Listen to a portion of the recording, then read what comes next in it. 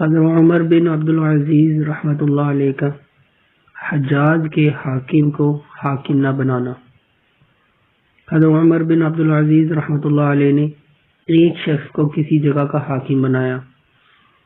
کسی شخص نے عرض کیا کہ یہ صاحب حجاج بن یوسف کے زمانہ میں اس کی طرف سے بھی حاکم رہ چکے ہیں۔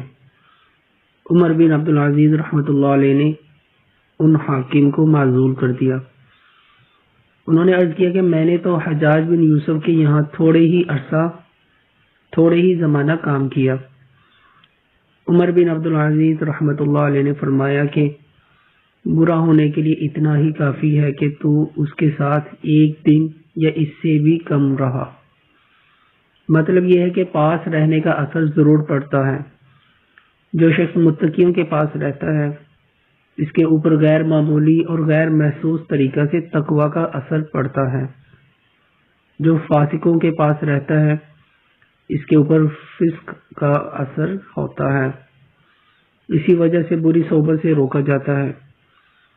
آدمی تو درکنار جانور تک کے اثرات پاس رہنے سے آتے ہیں۔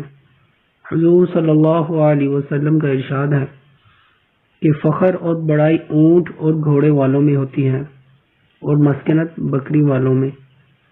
حضور صلی اللہ علیہ وسلم کا ارشاد ہے کہ صالح آدمی کے پاس بیٹھنے والوں کی مثال اس شخص کی سی ہے جو مشک والے کے پاس بیٹھا ہے کہ اگر مشک نہ بھی ملے تب بھی اس کی خوشبو سے دماغ کو فرحت ہوگی۔ اور برے ساتھی کی مثال آگ کی بھٹی والے کی سی ہے کہ اگر چنگاڑی نہ بھی پڑے تو دھواں تو کہیں گیا ہی نہیں۔ اللہ پاک ہمیں نبی پاک صلی اللہ علیہ وسلم کے نقش قدم پر چلنے کی توفیق عطا فرمائے، آمین۔